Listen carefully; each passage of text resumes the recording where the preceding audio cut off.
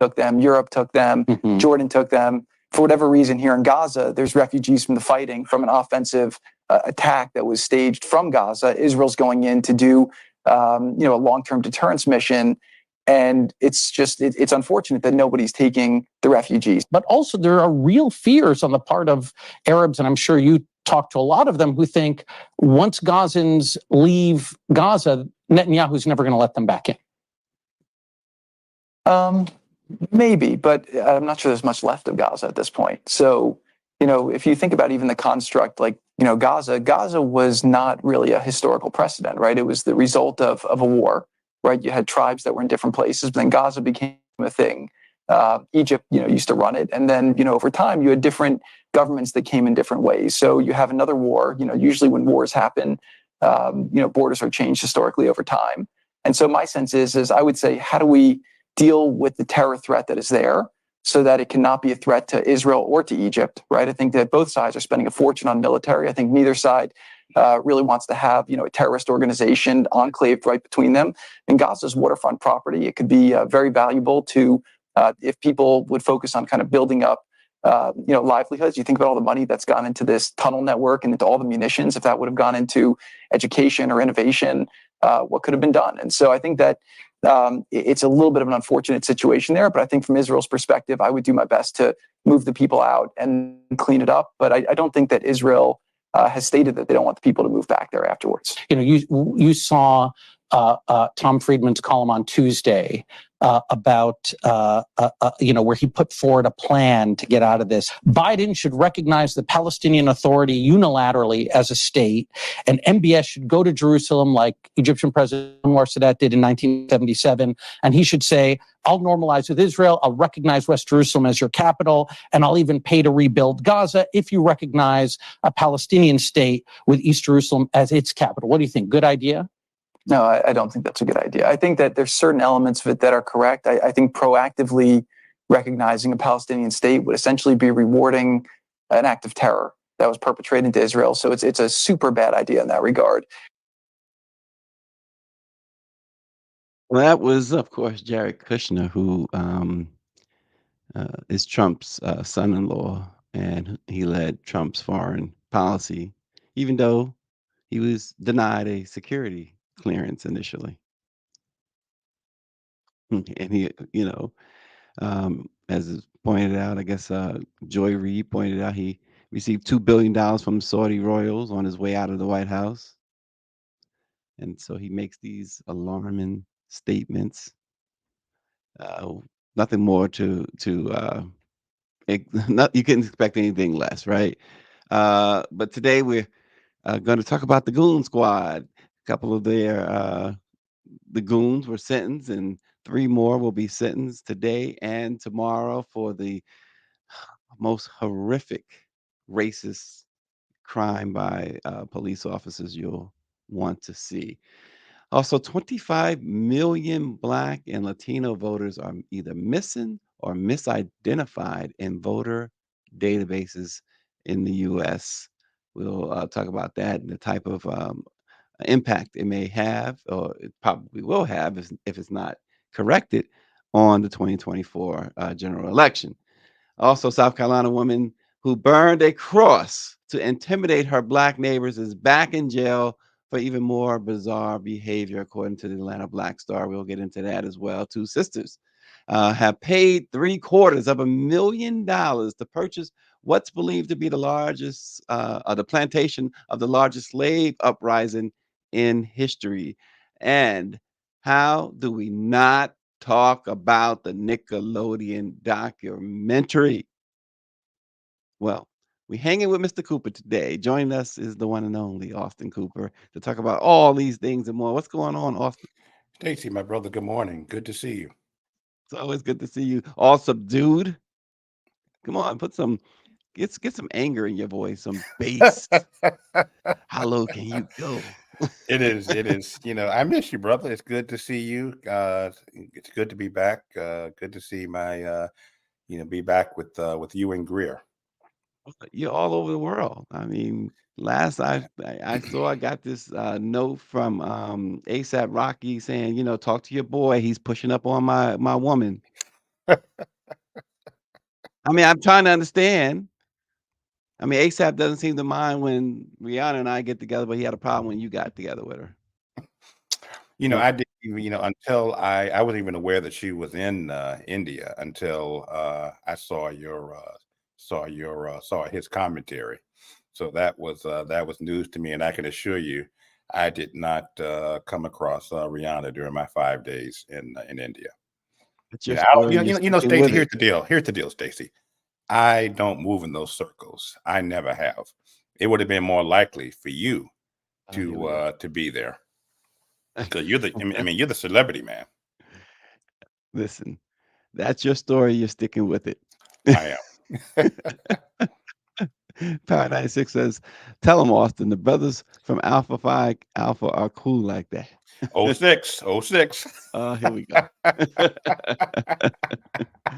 Well, Austin, so yesterday, 2 white former Mississippi law enforcement officers who were members of a self-styled Goon Squad were sentenced by a federal judge to prison after admitting to torturing and abusing 2 black men last year, and 4 other white ex-officers who pleaded guilty in the abuse will be sentenced beginning today. Hunter Elwood, a 31-year-old former Mississippi sheriff's deputy who faced the most serious of the federal charges for shooting one of the victims, was sentenced in federal court in Jackson, Mississippi to 20 years in prison. Also, Jeffrey Milton, a 46-year-old former sheriff deputy whom federal prosecutors described as the ringleader of the group, was sentenced to 17 and a half years in prison. Elwood, Middleton, and Rankin County deputies Brett McAlpin, Christian Dedman, and Daniel Opdyke, as well as former Richland police officer Joshua Hartfield, all pleaded guilty in August to federal charges of conspiracy against rights, deprivation of rights under the color of law, conspiracy to obstruct justice, and obstruction of justice related to the incident. That January 24th, 2023, horrible incident. These officers handcuffed these 2 black men, kicked them, waterboarded them, tased them repeatedly, and then attempted to sexually assault them. Um, One of the officers was forcing one of the men to make the other guy perform a sexual act on him.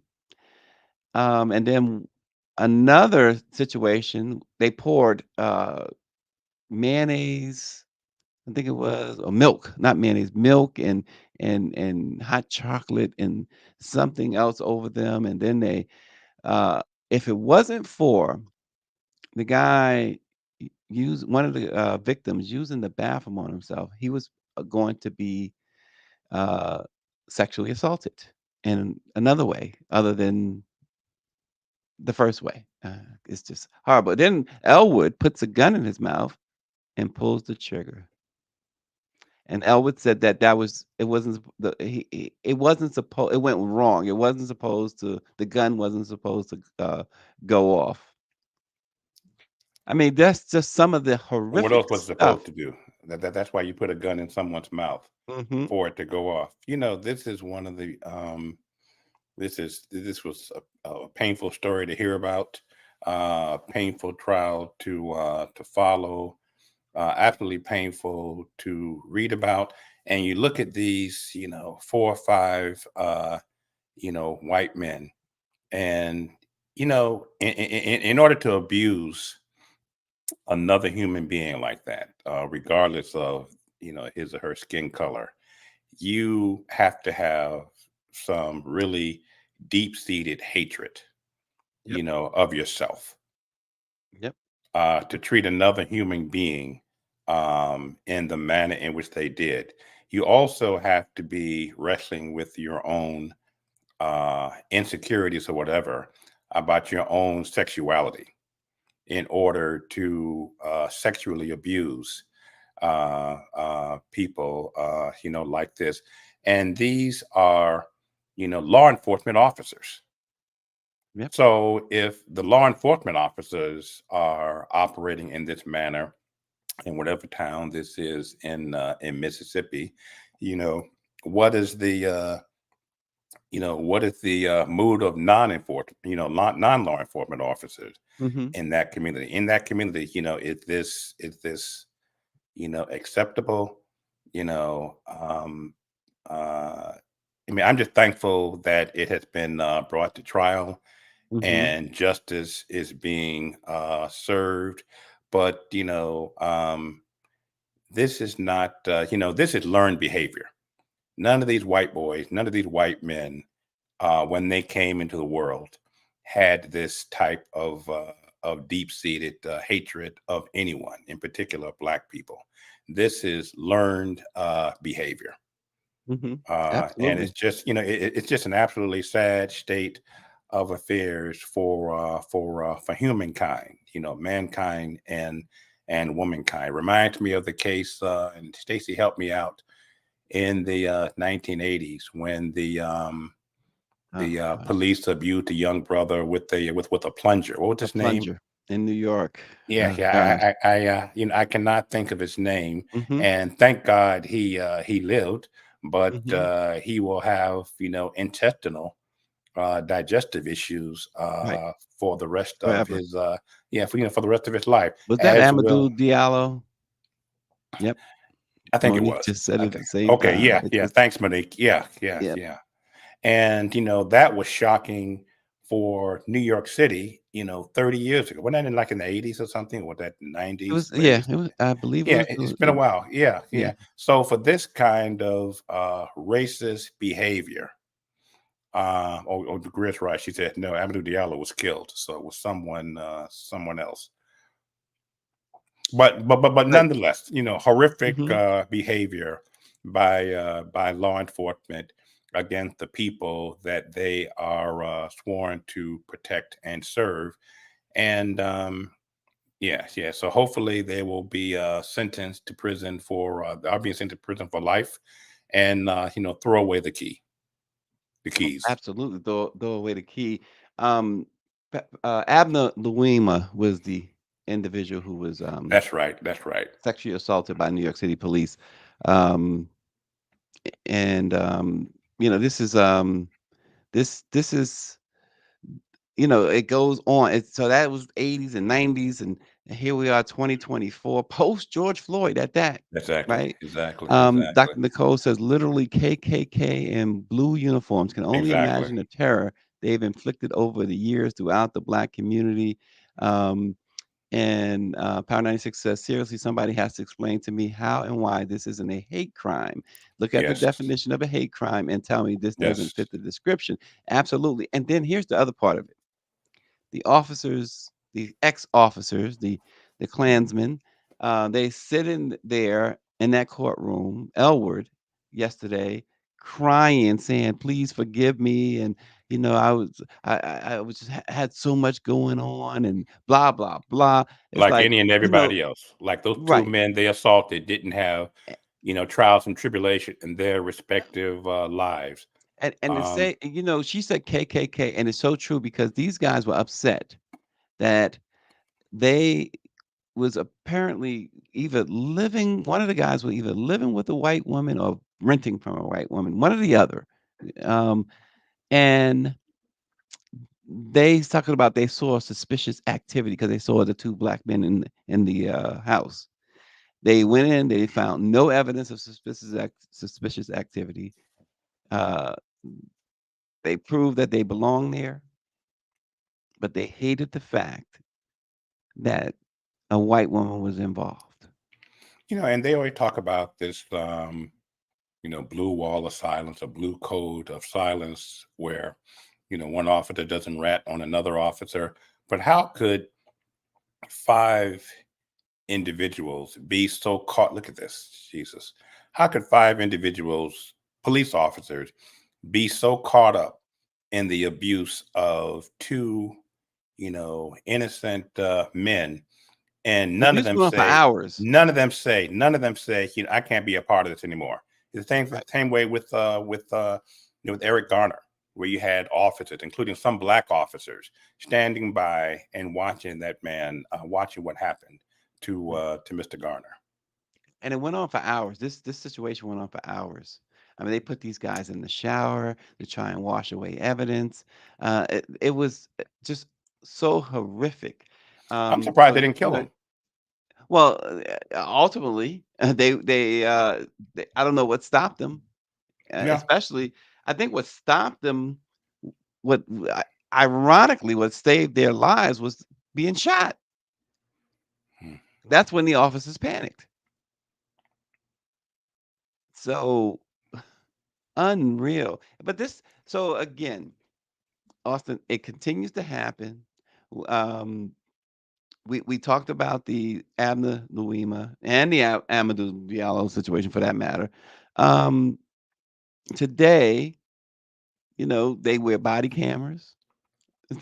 Not only do they wear body cameras, but now you can't go anywhere without there is a camera somewhere Hmm. filming. Hmm. Hmm. And yet the Still continues. It assaults, the still continues. brutality seems to have increased. Hmm. Hmm. And it's also part of the code of, America deals with, racism, I feel, and certainly wrongly, in intervals. We get caught up in the moment. No. White folk in particular get caught up with guilt. It's been a couple of years since George Floyd was murdered, live.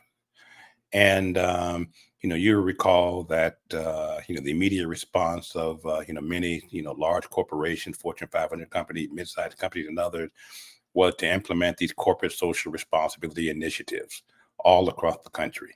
In minority neighborhoods, to increase diversity, higher, something that should have been done excuse me, before Mr. Floyd was killed.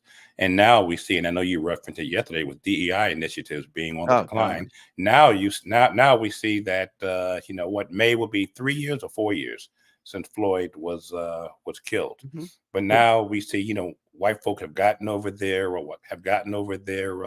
their guilt and ready to go back.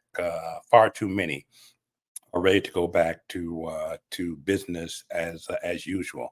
And this current political climate, and you know who I'm talking about, is not going to make it any easier, and it's going to make law enforcement officials who have the urge or the need to be abusive to blacks and other minorities to do the same without fear of repercussion.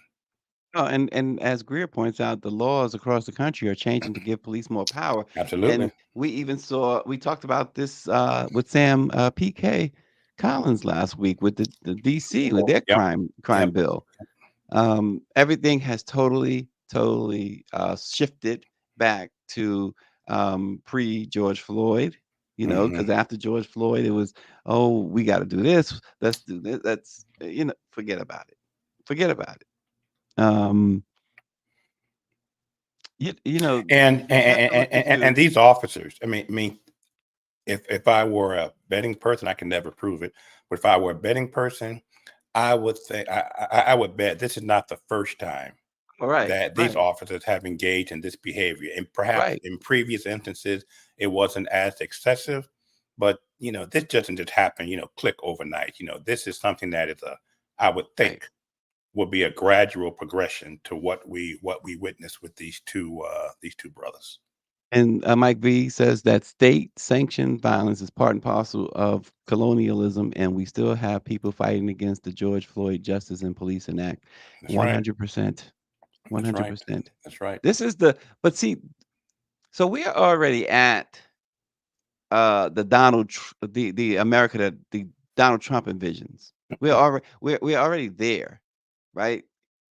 So if he wins the election, just imagine, you know, how awful things are going to really be. Oh, And also, absolutely.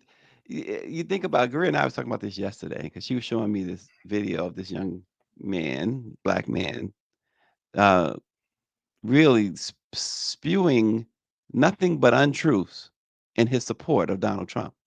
I mean, and I noticed in the video in his statements, he didn't even know how to say HBCUs.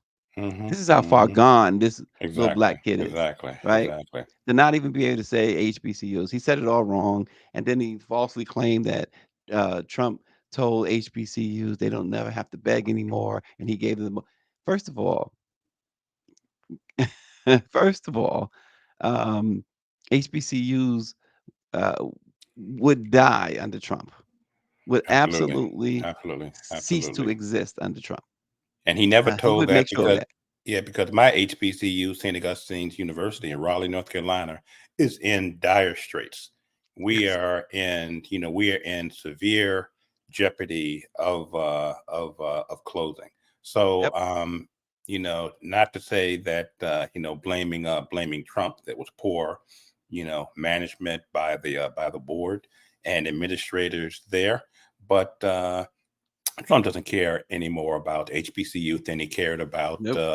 Trump University. Well, he cared more about Trump University because he was benefiting from Right. the defunct Trump University, and we've just.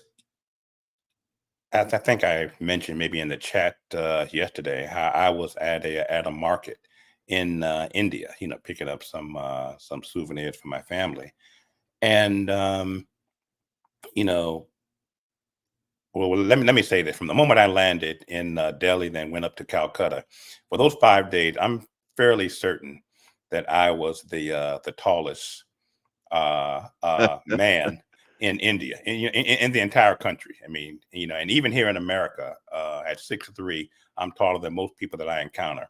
So, excuse me. So I'm at the market, and this gentleman approaches me and he's trying to sell something to me. And I said, no, I'm good. He said, you're American? I said, yeah. He asked me where I'm from. And I said, the Washington, D.C. area. And he said, what has happened to America? He said, Mhm. here in India and around the world, we are taught to look up to America as a beacon of hope. And I said, as an American, every day I wrestle with that question and the pending return of Trump to the White House. And here's the deal. Excuse me. Um, if he does indeed get back in, Stacey, none of us should be surprised with what happens Right. because he is laying out a blueprint each and every day. We may be surprised that this is happening here in America, but we have a presidential candidate who is calling for a bloodbath. Now, he wasn't referring to no damn tariffs on foreign cars when he talked about that. That was code, and not even code, because Right. bloodbath, that Straight word up now. implies, They're yes, straight up. civil war. Hmm.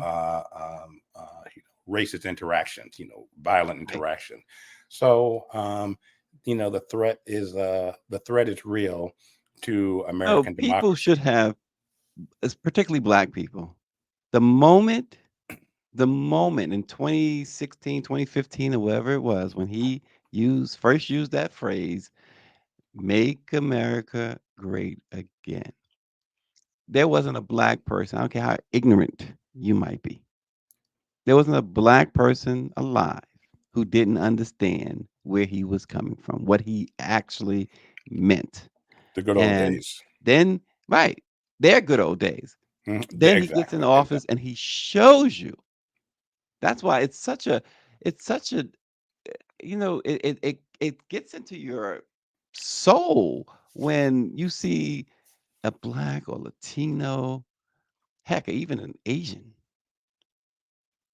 or someone of Middle Eastern descent talking about they're supporting him. Hmm. Hmm. I mean, And it's yeah, it, go ahead, Art. and I have spoken to I won't say who, but I've had conversations with some people from India, here in the United States who support Trump, and from Africa, and I say to them, you are making a distinction with your your background and being a Black American. And yeah, you're not a Black American, but when it comes to some of these law enforcement officers out here, you just as Yeah. damn Black as I am. Look, the bottom line is Cedric Richmond, a couple of weeks ago, I was at Biden's headquarters and Cedric Richmond was speaking to us. There was a few of us there. And the bottom line is Cedric Richmond is 1000% right. This is not about the lesser of two evils. There's only No, no one way. There's one evil evil. There's here. one exactly, There's only one exactly. evil. So, you know, that's just the way it is. And here's another problem that perhaps Biden or Democrats may face is that this eye-opening report. I wrote about it for Black Press, for the Black Press of America. It's titled "Surfacing Missing Voters: Addressing Data Systems, Tools, and Engagement Models That Invisibilize Black and Brown Communities," authored by Miriam McKinney Gray for the Democracy Empower Innovation Fund.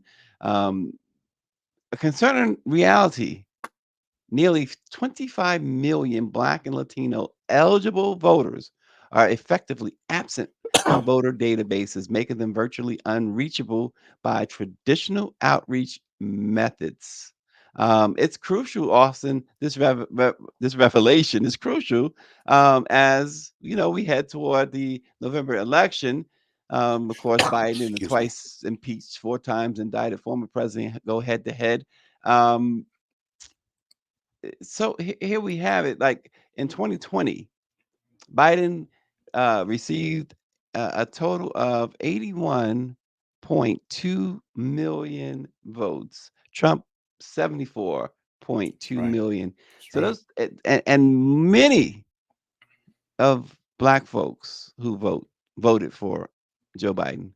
So now you're saying 25 million Black and brown people may not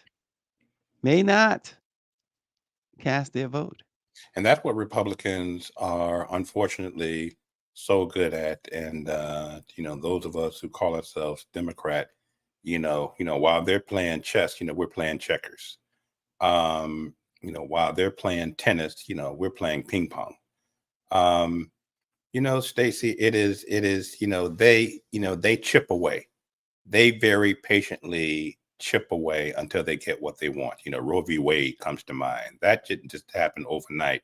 That was a almost 50-year process of chipping away, increasing their numbers on the Supreme Court. And this here again is part of their effort, which is why it's so important to vote not only every 4 years at presidential, but to also vote every 2 years at congressional and to vote every 2 or 4 years at other state and local races, including, community board races, because this is where, the decisions are made. Tip O'Neill used to always say, Speaker O'Neill used to always say that all politics is local. So yeah, what we're doing here in Washington is, having a, legislative impact on domestic and international policy. But don't ignore what's happening at the local level in your local precincts, where at the state legislature, for example, those who we vote in office in our respective House and Senate seats, state seats, they decide the congressional lines. They decide, how many districts are going to be majority Black. And when they feel that Blacks are exercising too much power in Congress, then they, take away from their seats. But again, it's key to be a part of the census and to fill out those census applications.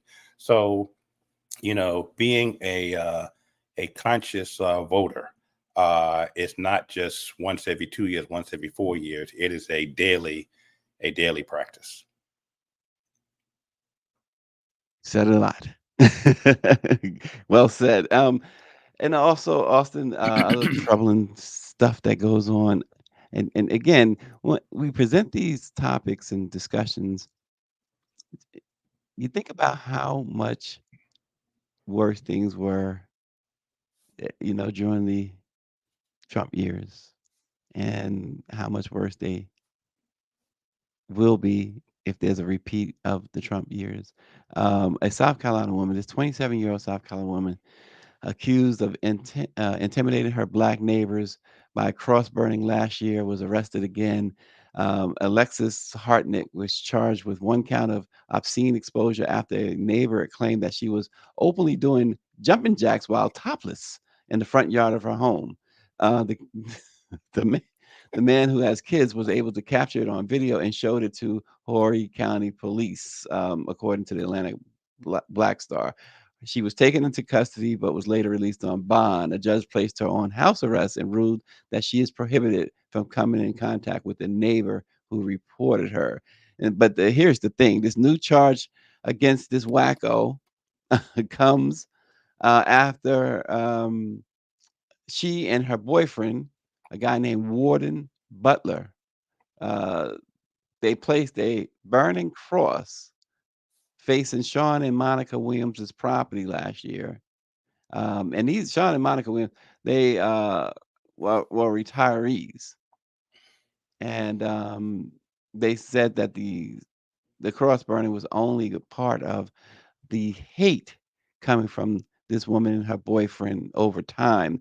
They said they kept getting the N word over and over, and they've been telling them that they need to get out of the neighborhood, et cetera, et cetera. And um, for the cross burning and the constant harassment, the couple was charged with second-degree harassment, while Hartnett, she was also hit with third-degree assault and battery charges.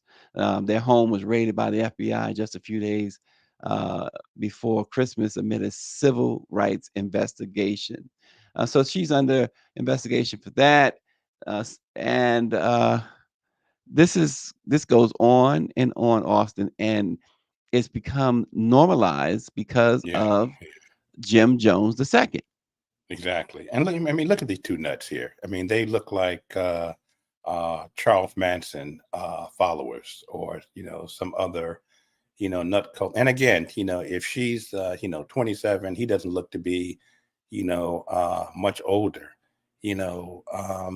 Where did they get this so much self-hatred, where you're so angry at your own status in life that instead of looking inward and Hmm. trying to see what change you can make on your own, it's much quicker to blame others. One good thing for me, and I think I've referenced this before on the show, was those first 2 years of COVID really forced me to have some painful conversations with myself, Hmm. because wasn't nobody else around, and I had to confront some real honest painful realities of myself. And I'm sure a whole lot of others went through that, but never did I well, there was some instances where I found it bluntly easier to blame others, but then when I just sat and thought about it, I had nowhere to go and nowhere to travel, I had to say, you know what, you played a very key role in this. And that's a very painful conversation to have with yourself. And I think too many, white folk in particular, well, all of us, but too many white folk in particular, racists like these, just it's easier for them to blame their black neighbors for them not liking their job or not having a job, than Hmm. to take classes at a community college and try to better themselves. They probably felt these neighbors had a better car or their Hmm. house. I have no idea what the neighborhood was like, but maybe they uh, uh, had better upkeep of their house than they could. So Right. Power 96 says those two look like brother and sister. They might be cousins, Power exactly. 96. You know how that goes. But Austin, we've got to talk. How do you not talk about Nickelodeon? OMG. For those fond memories of watching kid-centered Nickelodeon television series like All That, The Amanda Show, Drake and Josh, the investigation discovery series Quiet on the Set, The Dark Side of Kids TV may just blow you away. Already, is the 4-part docuseries has generated headlines by featuring former star Drake Bell recounting publicly for the first time his stories of being abused about 2 decades ago by Brian Peck, a dialogue coach and actor employed by Nickelodeon. Peck pleaded no contest to 2 charges and was sentenced to 16 months in jail back in 2004. But the identity of the performer he was convicted of abusing was not revealed in court. The program also spends lots of time digging into the work of show creator, showrunner, executive producer, and performer Dan Schneider, who built a kids' TV empire in the late 90s and early 2000s at Nickelodeon. This is, they had shows like All That, The Amanda Show, Keenan and Kel, iCarly. This guy discovered, and you could see, and you could see Amanda Bynes, for instance, um, has struggled with mental health issues for years. You could see Jamie Lynn Spears struggle with some things, Britney's sister. You could see them all. Even Ariana Grande, who just got divorced again or whatever, who always looks like she wants to portray herself as a 12-year-old and sexualize it. You can see why. Why? Yeah, Exactly. we're gonna play a Exactly. clip, Austin, to give our viewers, if they're not Excuse me. aware, some sense of how devastating this documentary is. Let's take a look. The leotards. I mean, I was just a growing boy trying to, fit into my body. And it was just out there for everyone to kind of look at and judge me, or, I just felt very exposed. So one week we get a script. There's a new character for me on All of That named Noseboy. Naturally, I'm in a superhero costume, which is just tights and underwear. What was different about this? They gave me a prosthetic nose, like an enlarged nose, and they put this same nose on the costume. I tested systems. What are your special powers? You can't help but notice that it looks like penis and testicles on my shoulders. This is a child playing this role, and he's playing it for other children. His audience is kids as young as 6. I'm allergic to asteroids.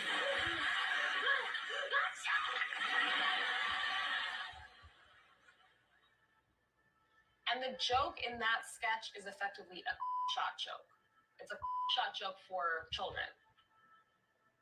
I'm just looking back at it. It's just very strange. Frankly, it was just uncomfortable. In the moments to myself, you would just be thinking like, hey, this is what we got to do to be on the show, to stay in the cast and stay in the good graces of the people that were higher up. Some of the child actors felt like they could not push back, especially with Dan Schneider. And so I always did my best to be a trooper, never complain, because we knew being close to Dan could mean an extra level of success. It was important to be on his good side, and he made it known who was on his good side.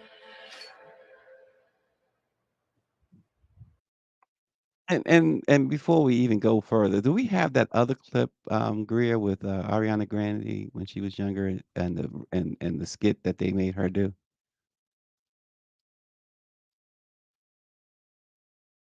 Maybe not, but What just painful to watch. You want to think that these kinds of actions and abuse of young kids doesn't happen, but it is so common, and it's been so common not only in Hollywood, but in other, it happens at our schools, and the cycle,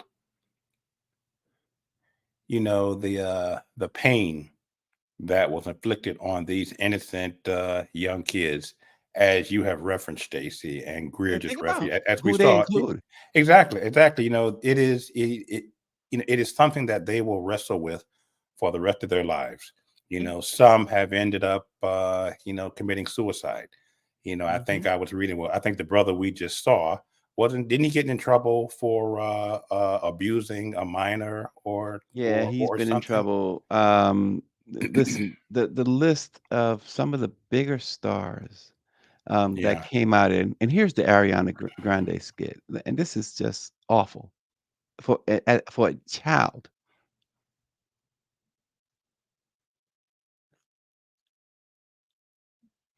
yeah, This was Nickelodeon.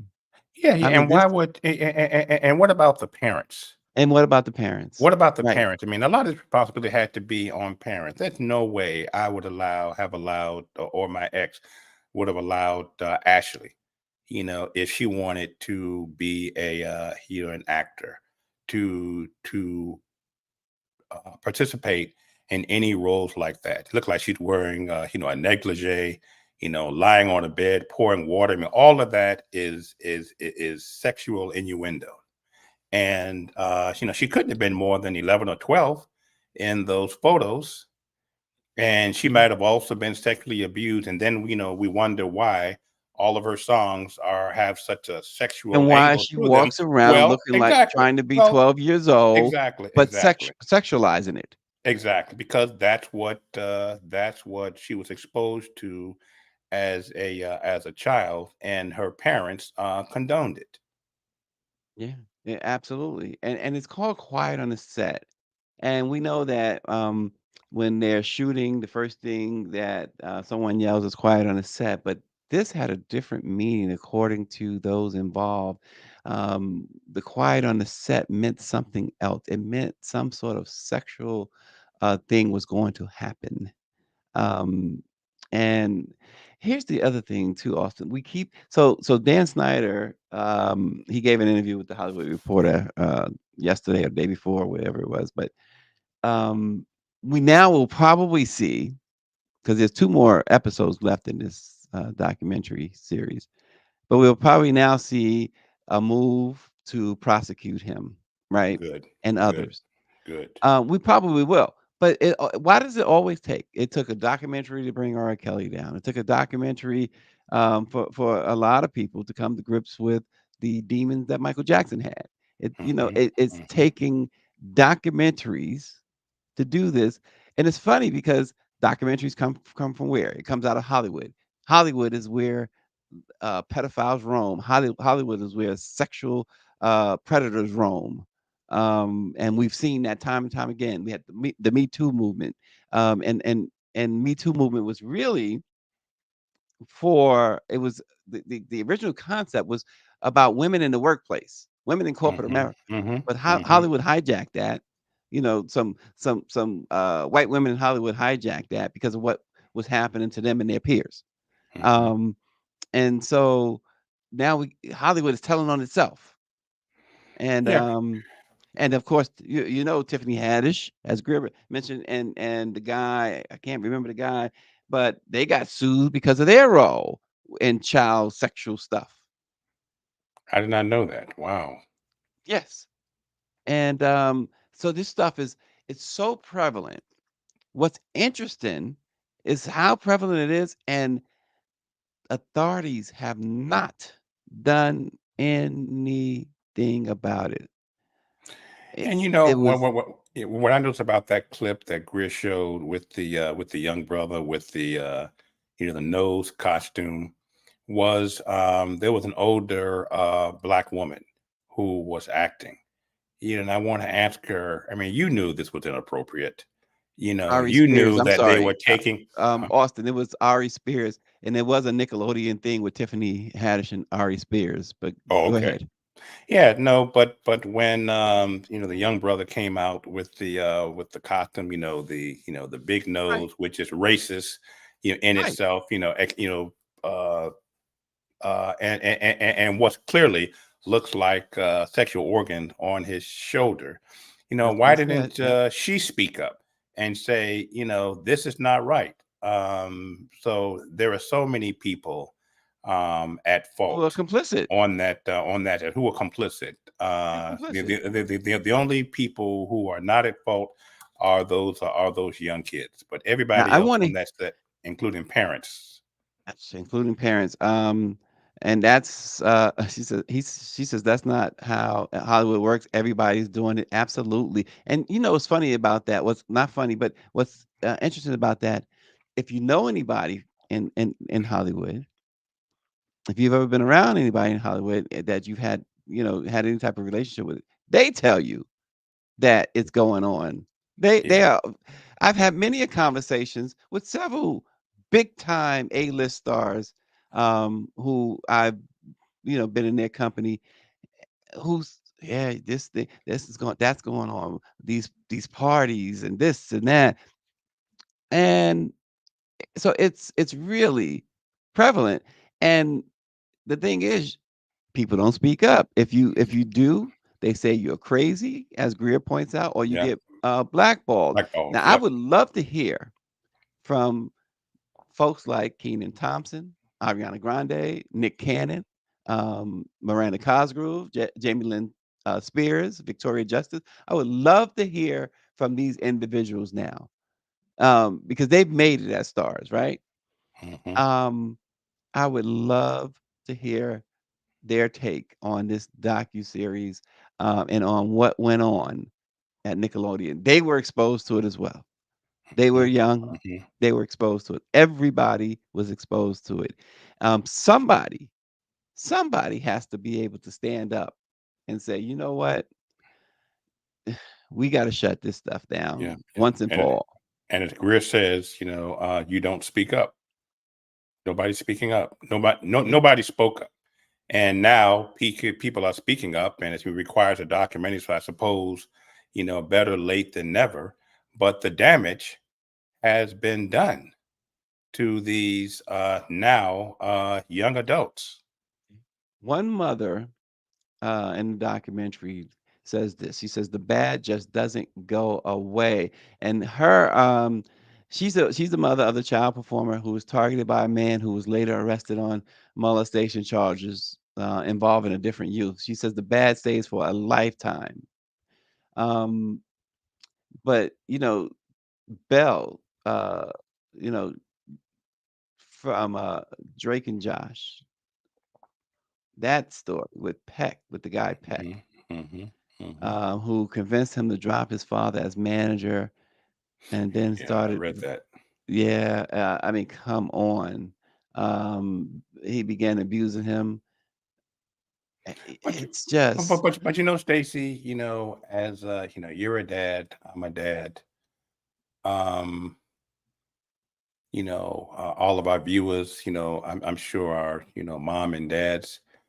When you if you're close to your child, uh, you notice a change in behavior. right. Maybe they're more irritable when they come home from the set. Mhm, Maybe they are, looking, sad. Maybe they are mhm, displaying other forms of behavior that is totally uncharacteristic of what you have seen with your child. So how could, again, I just put a lot of this parents. on parents. Yeah, Uh, how do you not have a conversation with your child and say, what's going on? Why are you, talking back to me in this manner? Why are mhm, you acting this way? Why are your grades going down? And then right. not at a certain point, say there must be something going on Something's going at on. this set. There must be something going on at this church where Mhm. my son is is serving as an acolyte. Um, yeah, this is just I mean, look, Bell sad. says that the abuse was extensive and it got pretty brutal. He's on camera now. He says he's squirming in his seat. You can see him squirming in his seat. He says, I really don't know how to elaborate on that Elaborate. on camera." He says, "Why don't you think of the worst stuff that someone could do to somebody as a sexual assault, and that'll answer your question. I don't know how else to put it." He's 37 years old now. Um, and you know, you can see, and again, people hate that I refer to this, but I go back to the documentary, Leaving Neverland with James Safechuck in particular, and he's a grown man, 30-something years old, and just like Mr. Bell here, squirming, fidgeting, just broken, totally broken, and for anybody to question whether or not they're telling the truth, they're out of their minds. People are out of their minds to even question it. These individuals are broken, and more to the point, Hollywood has been broken forever. Hollywood has been disgusted forever. We can go back to the Roman Polanski violently raping the 12-year-old girl in Jack Nicholson's home, and then fleeing across the pond. I have forgotten about. Yeah. And then Hollywood rewarding him afterwards while he's still on the lam, Well, and what was his still name giving again? him What was his name Roman again? Polanski, Ron Polanski. That's right. and That's still right. giving him Academy Awards. That's right. Woody Allen, Woody still at Allen the Madison Square Garden with married his his wife, stepdaughter. hanging out with his wife at the Garden, going to games. They got season tickets, 2 seats. Woody Allen and his wife. What's the actress name? Can't remember the name that he was married to. Mia.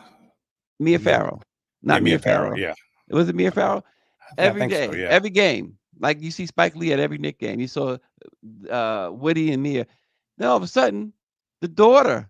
It's just him and the daughter. Okay, nothing wrong with taking your daughter to the game. Well, he winds up, it turns out he's been having sex with the daughter and marries the daughter. And it's okay. He's still making movies and all of that. Sick. And people still applauding him. The song that they play, na na na na, hey hey hey, good. You know, they say when that guy who made that song, pedophile, pedophile, pedophile, and yet you go to a sporting event and that song, when the team is winning, they still play it. I never knew that. I knew Yes. that connection, Stacy. Wow. Yes. What's his name? Gary something. Somebody knows his name. It's a crazy name. Pedophile, convicted pedophile. Never knew that. Right. So it's like it's ingrained. It becomes the norm. They allow this stuff to go on. Hollywood is not, people fantasize about Hollywood. Think about the most successful persons and people in Hollywood. 99% of them had to do something that was unthinkable to get be to able that to level of success. achieve that level of success, because that's how dirty Hollywood is. Most of them had to do something, and it had to be something sexual. Yep. And you know, Stacy, in the Michael Jackson saga, you know, we saw and there are other incidents, not just with Michael, but we saw where parents condoned, you know, the behavior, you know, because Michael was giving them hush money. Parents were bought off. Yeah. Which is disgusting. I mean, what kind of parent can be bought off at the one. expense of your child? Not this one. Not this one. That's for sure. But this is what has happened.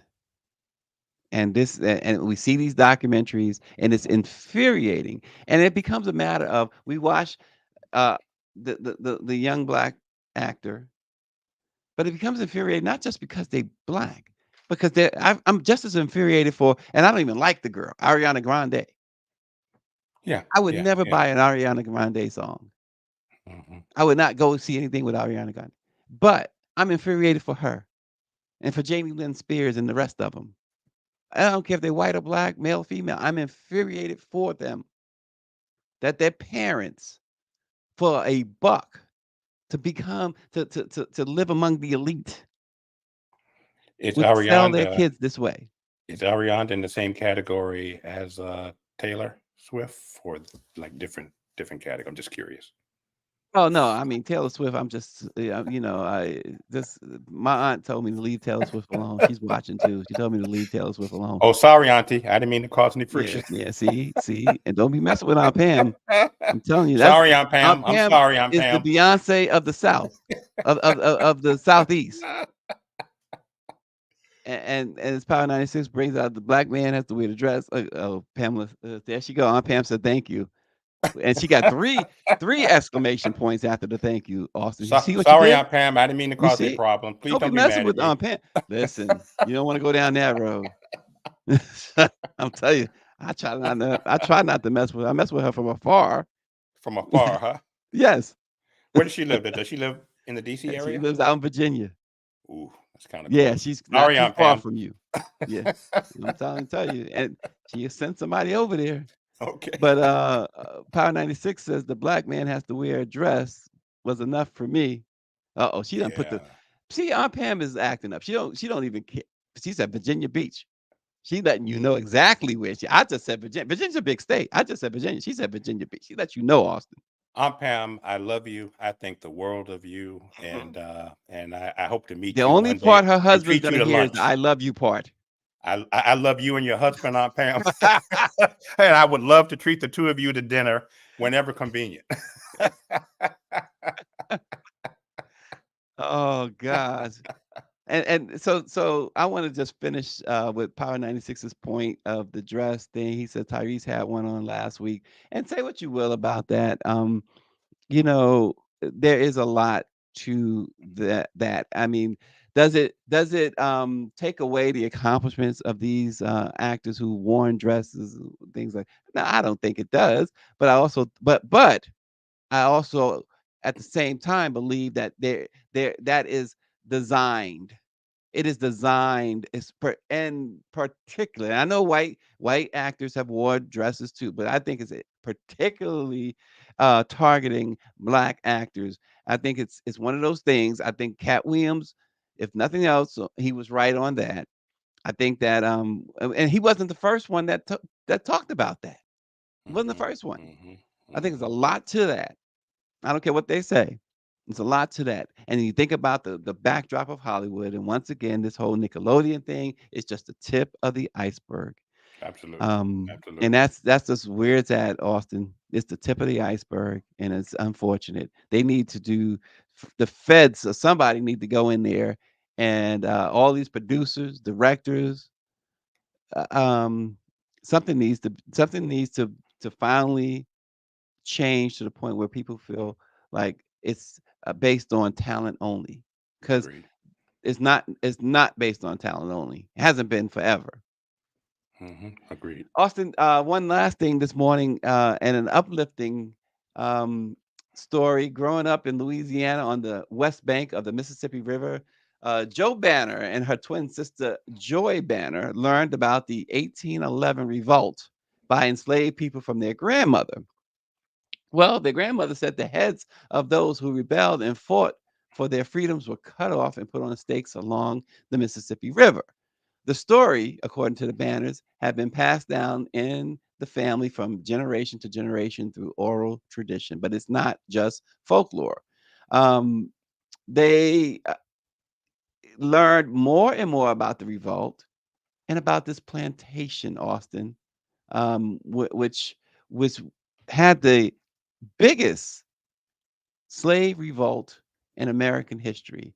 And now these two twins, these twins, I should say, not two of them, um, are buying or have now purchased for $750,000 this plantation in Louisiana, and they want to preserve the history of Wow, look at that. you see the bandit of the books, the bandit of Black history. They said they want to save their history as the new owners of that plantation that was home to that revolt. And so they have been saving their money, and it's called the Woodland Plantation. By the way, I don't think I said that, but it's the Woodland Plantation. And so they purchased it, Austin, and Good for now them. Good for them. yes, it's going to be a museum and everything else. Y- And other things, I should say. It's Yeah. 4,000. The main building of that is 4,000 square feet, and it sits on 4 acres. I say acres. How did I say? 4 acres. Okay. Kudos to these black twin sisters who are Black history is not just a 28, or this year was 29-day observance, once-a observance. These sisters here are living their Black history and preserving our Black history, I should say. So thank you and kudos to them. Absolutely. Look, what Good a for thing to them. have Good for done. them. Yeah, I mean, their family was a part of that. Their ancestors were a part of that, and to now actually own that history. And it's one of those things. Sometimes you think, well, why do you want those memories? Why do you? But that is where the slaves said enough was enough, This is our history. and their family was a part of that, and they fought back. And anytime you hear a story about the slaves fighting back, at least let me personalize it. Anytime I hear it, I'm like, you go. Go for it. I'm all for it. Absolutely. Absolutely. I'm all for it.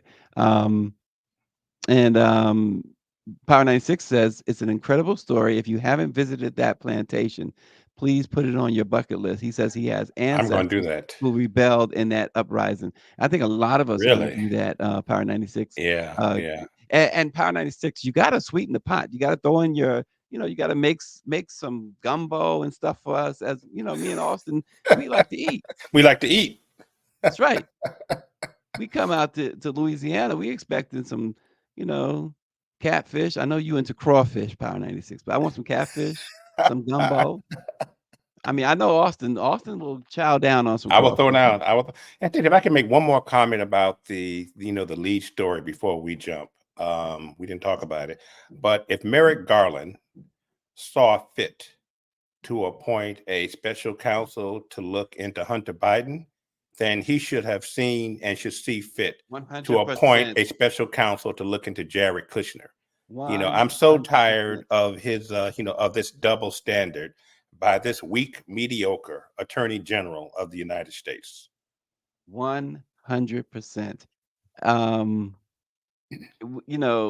We talked ad nauseum about Merrick Garland and his shortcomings, which is why we've talked ad nauseum, because the shortcomings you can't cover them, in a month of shows.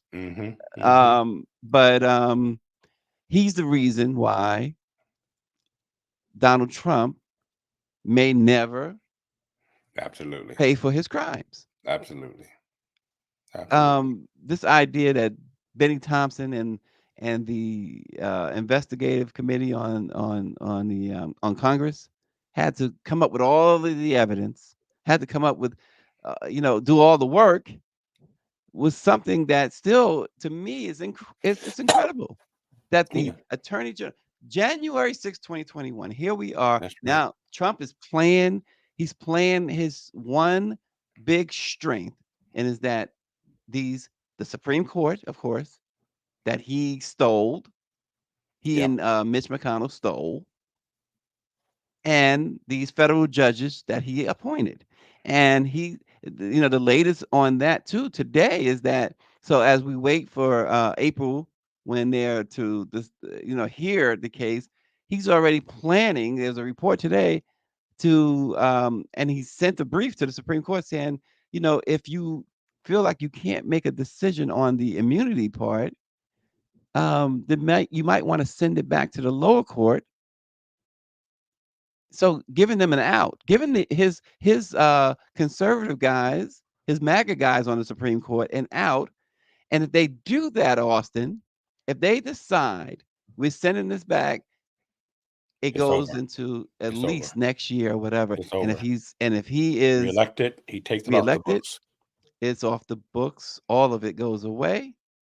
And this country, as you know it, is like a third world country now. Absolutely. That's Vote. That's what's going to happen if Vote, and they it's not allow a him. it's not a vote of the lesser of two evils. Right. One is evil.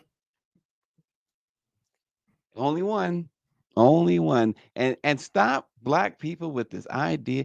We talked earlier about the crime bill and DC. Stop with this idea that Biden did black folks wrong with that crime bill. It wasn't just Joe Biden. The majority of the Congressional Black Caucus The voted Congressional Black for the Caucus, crime bill. black preachers, black senior citizens, and and ghettos and everything else was all for the crime bill.